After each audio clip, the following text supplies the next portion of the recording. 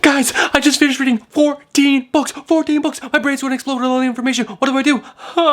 Lightning round reviews. That's it. Lightning round reviews. My lightning round reviews for New Comic Book Day coming up next. What's up, comic book fans? My name is Bruce Moreau. And I am Stephanie.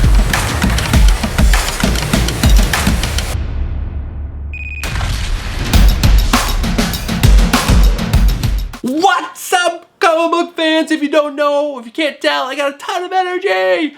But my name is Bruce Moreau, and welcome to the channel, and welcome to another episode of Comic Book Reviews, my weekly series where I bring you my thoughts in my reviews on the comic books that I picked up at my local comic book shop. And this week was February 19th, 2020, and we have 14 books to go through. So many books. Not the most I've ever had, but there's a ton of books, and there was a lot of really good stuff. A couple duds. Yeah, there's some duds in there.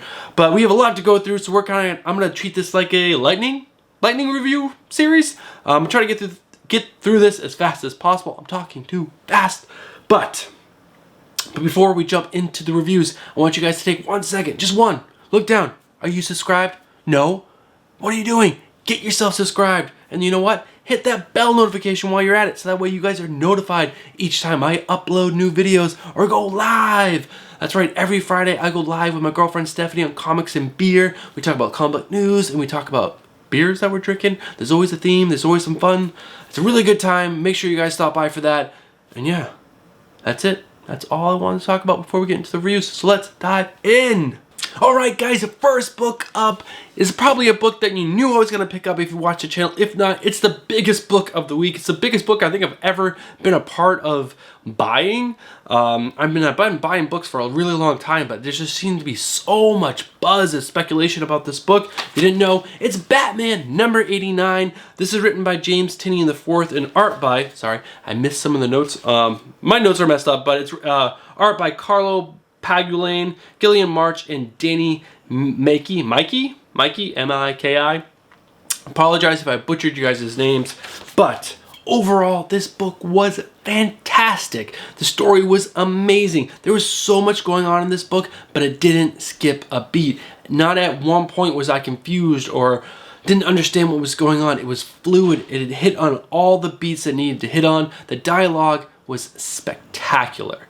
So good. I love this one part between Lucius and Batman. Batman was like telling him, Lucius, release the drone army. And Lucius was like, no, call it by its right name, the Bat Spawn. And I was like, oh man, so good.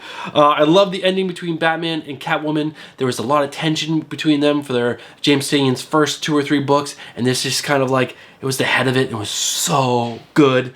And yeah. The other thing is we got a little tease to what the whole speculation was. It's this new Joker girlfriend called Punchline. She was only in 2 panels, so why there was so much speculation in this book, I don't know. Silly to me. We also got the first look at the designer, which was really cool. Overall, this was a fantastic, fantastic book.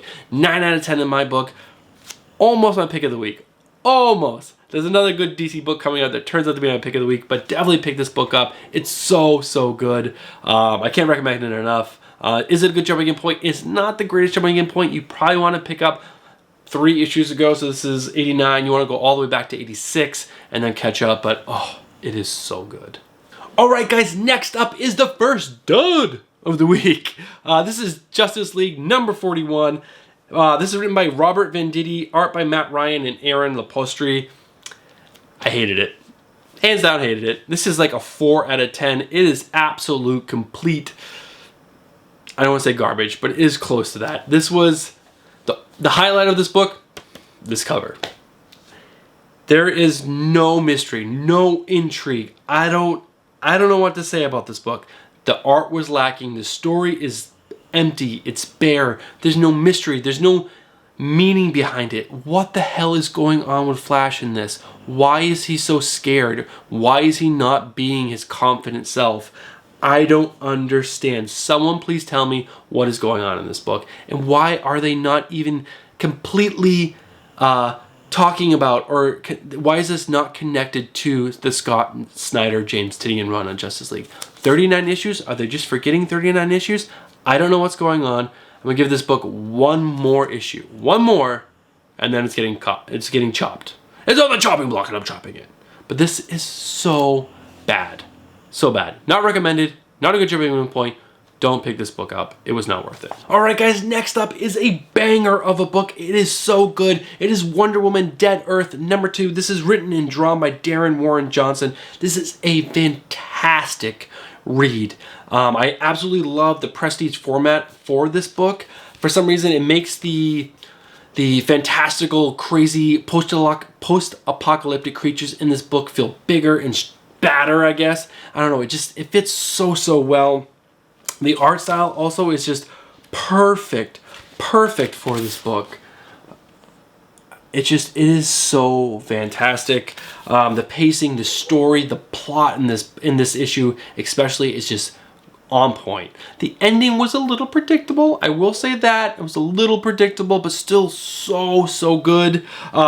There's a part in the very beginning of the book where Diana's mother, or Wonder Woman's mother, is talking about her creation and how she did something to get the elements she needed to create Wonder Woman, and she had to throw the ultimate party for the gods. And it was just like this really cool, funny moment where you're thinking about all these gods partying their asses off.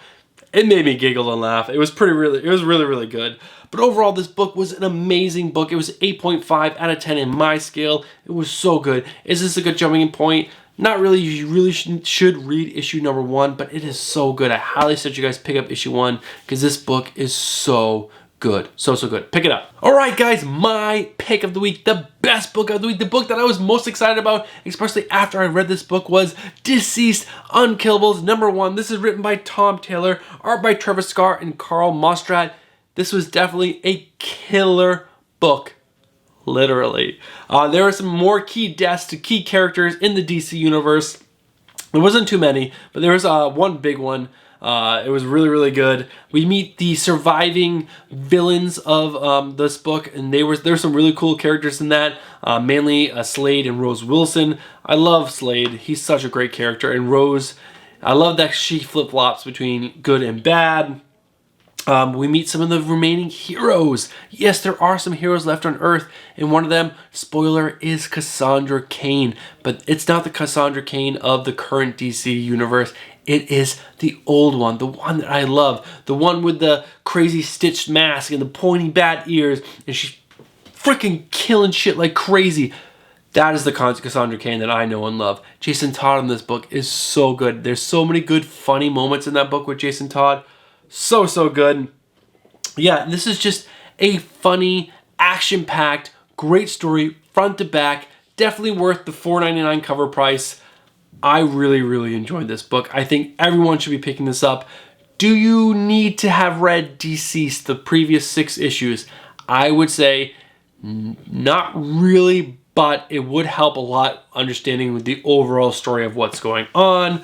But again, this was so fun. My pick of the week, Tom Taylor is doing so much good stuff right now, especially with Suicide and DCeased. It's so good. Definitely pick this book up. Is it a good jumping in point? Yes, especially if you read DCeased, the first 6 issues. This is the best jumping in point. Alright guys, we are diving into my Marvel books, and the first one up is Daredevil #18. This is written by Chip Zdarsky and art by Jorge Fornes, and this continues to be one of the better reads at Marvel, at least. I absolutely love this book. There are so many moving pieces in this book. There's so many plot points in this book that it makes it interesting. Too many books have just like one thing going on. There's so much going on in this book. There's multiple mob families wanting to kill each other. There is the Kingpin, and he's fighting this other war against other rich people and trying to be the mayor of New York. There's Daredevil trying to reinvent himself. There is Cole, this cop that just wants to do good, but he's stuck between all this madness. It is so good. You guys should be picking up Daredevil. I'm not kidding around. Pick it up. Is this a good jumping in point? No, it's issue 18. You should have jumped in 18 issues ago. This, in my rating scale, is probably an 8 out of 10. It continues to be between a 7.5 and an 8 out of 10 almost every single issue. It's enjoyable. Pick it up. The art by Jorge Fornes is really good. He's one of the better artists out there right now, guys. It's excellent. Pick this book up. I promise you will not regret it. Alright guys, up next is Captain America number 19. This is written by Ta-Nehisi Coates, art by Jason Masters, Lucius Werneck, and Robert Quinn. And overall, this was a decent book. It wasn't great. I would give this like a 6 or 6.5 out of 10 on my rating scale. There are some really good moments in this. We get some history in the Ladies of Liberty. We get Captain America admitting that he needs a team of people to really succeed, which I think is 100% true. And that was really all we really get out of this book. There's this whole, the Dryad revealed, and I thought it was going to be something really cool. It was fine. I'm not going to ruin it for you. Pick up the book if you really want to know who the Dryad is. Yeah, so it's a decent book. It's not a must pick up. If you're reading Captain America, this is definitely a good book. I am glad that the issue 18 was not like the wrap up of Ta-Nehisi Coates' run. This is definitely continuing. We're going to get some more of what's going on because it is really interesting. Yeah. And that's my review for this book. It's not a must pick up, but if you're into it, and if you're into Cap and you want to see what's going on, pick up this book. It's worth it. All right, guys, up next is New Mutants number 7. This is written by Johnathan Hickman and art by Reis. And overall, this was a okay book. I would give this like a 5.5 or 6 on the high end, mainly because this book felt really disjointed. It was kind of hard to read. There were some really good moments. I really liked the very beginning when Sunspot and Danny broke the fourth wall. I thought that was pretty good. The moments between Sunspot and Cannonball, their best friend relationship is so good. It really sells, like, it came through to me, and I was like, oh, so good. The flirting between Deathbird and Sunspot was really funny. But what the hell was going on with Wolfsbane and like this gaseous character that was in like this glass ball? Was that a character named Xandra? Like she was like the princess to the gladiator. Did she turn into the gas and then was in a ball? It was so hard to follow. I know I read a lot of books this week, but I'm not stupid and it was hard to follow. Am I right? If you guys agreed, let me know down in the comments below. If you can explain it, let me know down in the comments below. This is not a good jumping in point. Really wasn't a good book. If you're not picking up this book already, definitely don't pick up this book. And yeah, it was okay. Alright guys, up next is Guardians of the Galaxy number 2. This is written by Al Ewing and art by Juan Gabal. This is a really good issue. Some of the highlights in this book were Fala Vale, sorry if I'm pronouncing that name wrong, and Mood Dragon's relationship. It's so good. It's written really well in this book. There's this whole part where they have like this mind meeting where they have this like this big discussion on what each of them need to do, and they need to separate. And of course, two loved ones never want to separate, but they do what's best for the team and best for the world or universe. It's so good. The ending has a really good hook that hooks you in and wants to read the next issue. The only bad part about this book is the villain, the evil gods of Olympus. What the heck? I want to say what the F, but I'm not going to. But overall, this book is super solid. I like this team of Guardians. It's super enjoyable. It is a must pick up. It's a 7.5. It's not 8 or 9 or 10, but it's so good. I really, really did enjoy this book. It just compared to some of the other books, it's not an 8. It's not a 9. But pick this book up if you guys like Guardians of the Galaxy. It's super enjoyable. I really liked it. And yeah, it's high on my list. Alright guys, up next we have Deadpool number 3. This is written by Kelly Thompson and art by the amazing, the great Chris Bacalao. Number 1, art in this book was fantastic. Elsa Bloodstone, loved her in this issue. I love Elsa Bloodstone. Every single book she's in, I'm like, perfect. Love her. I really like the monsters in this book. So he's king of Monster Island, so he has all of his servants, I guess you could call them. They add so much depth, so much humor to this book. It's excellent. Really enjoy them. My favorite part, or my favorite line in this book is Deadpool is giving Kraven a hard time about having like a spear for their fight. And he says, at first I thought it was some kind of like caveman thing, like you know, like a paleo diet for fighting.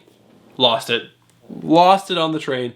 So good. Yeah, this is turning out to be a better and better book with every single issue that comes out. Yes, there's only 3 issues, but it's so good. Chris Bacalao, keep it up, man. I love this book. I will rate this an 8 out of 10. It really was a simple, enjoyable read. Not too much depth, not too much going on, just some funny lines, some great fight scenes. exactly what you want out of a Deadpool book. Is it a good jumping in point? It's not a good jumping in point. This is issue 3, but if you can find the first 2 issues, definitely pick this up. It was super good. Alright guys, next up is Wolverine #1. This is written by Benjamin Percy, art by Adam Kubert and Viktor Bogdanovic. This is a big book. I could do a whole video just on this book, and I'm not going to do this lightning review any justice to how good this book was. There was a lot of depth, there was a lot of character development, there was a lot of story in this book that was heartfelt, there was meaning. This is what good books do. They build a story that gives characters meaning and depth and makes you feel for them. There's elements in there that are like, oh man, what is going on with them? Why are they so important to the story that's going on in this mutant universe that's outside of Wolverine? Why is it so important that he's connected to these characters? That is what this book did so well. There were so many characters and plot points outside of just Wolverine that made this book interesting. It was so good. There's another point in this book that ties into Jason Aaron's Avengers run that is going to tie in further down the line. I have a feeling I know that is so good. Again, I could do a whole review, but this book is absolutely awesome, excuse me. And I'm not going to do it justice in this lightning review. Definitely worth the $8.99 because you're getting 2 stories in this book, or $7.99? $7.99. It's 2 stories worth. It's 2 books worth in 1 issue. So good. Cover A. There's a bunch of covers. Pick which one you like. Is it going to jumping in point? Yes, jump in now. It was really good. I would give this an 8.5 out of 10. Both stories were excellent. Both stories were good Wolverine stories, but so much more. So much more in the Danovac stuff. Oh, so good. Pick this book up. Alright guys, we are diving into my indie books, and I decided to pick this up because there is a fellow YouTuber who loves Teenage Mutant Ninja Turtles. It's Comic Jabroni. If you guys are not subscribed to his channel, make sure you take a second and subscribe to his channel. But I picked up Teenage Mutant Ninja Turtles 103. This is written by Tom Waltz and Kevin Eastman and art by Sophie Campbell. Art in this book was fantastic. It was really good. I wasn't expecting a Teenage Mutant Ninja Turtles book to have art that was this beautiful. It was really good. I personally did not know what was going on with, or I had no previous knowledge to any of the story that's going on for any of these characters, but this book still read really well. I'm interested to see what happens beyond this book. I will probably go back. I'm probably start at 100 and move forward in the single issues, and I'll probably pick up trades for the rest at some point. I have a lot going on, but this was really good, and check out this cover. It is so cool. So I am now a Turtle fan. I will be picking these books up. What do I rate this? I would rate this as 7.5, 8 out of 10. Partly because in my heart, I was a huge Turtle fan as a kid, and this kind of brought back a lot of nostalgia. And overall, again, it was a really good story. It was paced really well. It read really well. It made the characters interesting again for me, because again, I haven't been part of the Turtle universe. Definitely a pickup. I would say not a good jumping in point, because you probably want to know what's going on before. So, yeah. Teenage Mutant Ninja Turtles, way cooler than I thought it was going to be.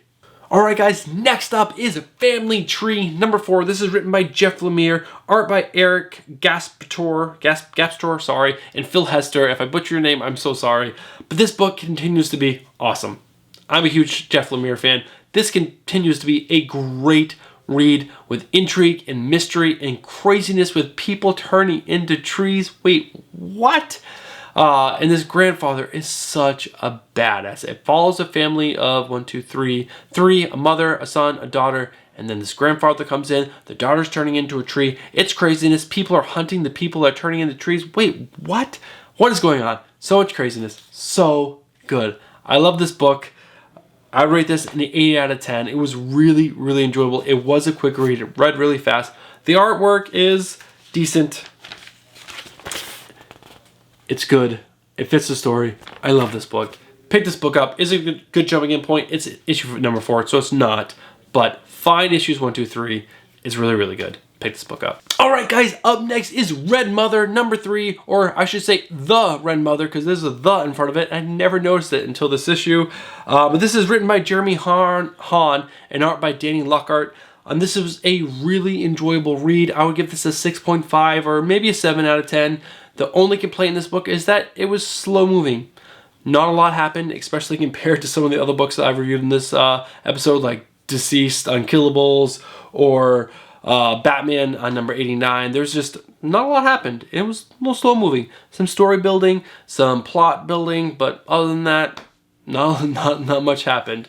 Yeah, that's my review for this book. Is it a good jumping in point as issue 3? It's not great, but if you can find issues 1 and 2 and you're interested in like kind of like a slow building story, definitely check this book out. There's a really cool horror element in it that's going to pay off at some point. Just not yet. Alright guys, I know I've been babbling for a long time, but we have the last book of the week. This is book number 14. This is Undiscovered Country number 4. This is written by Scott Snyder and Charles Soule, and art by Daniel Orlandini and Giuseppe Camicoli. If I pronounce your name wrong, I'm sorry. I know I butcher everyone's name, but this was a really good read. This is an ongoing title at Image, and you can tell because they are taking their time and they are doing some great character development and mystery building. We have a character called the Destiny Man, which we are pretty much our first real interaction with. He was hinted at before in the previous 3 issues, but we get some real interaction with him. He's crazy looking, absolutely bonkers. There's a thing called the Key that's going on that is like, I don't want to go into it, but this was a really good book. A lot of mystery going on. Pick it up. Not a good jumping in point at issue 4. This was a 7.5 out of 10. Really enjoyable. This is going to be a really enjoyable read for the long run. So jump in now while you can before it's too late. Alright guys, that is it. 14 books. I know I babbled on for too long. I'm not going to keep you guys too much longer, but you guys, if you guys are not subscribed, take that second, hit the subscribe button, hit that bell notification. I really appreciate it. It supports the channel so well. And while you're at it, smash that like button.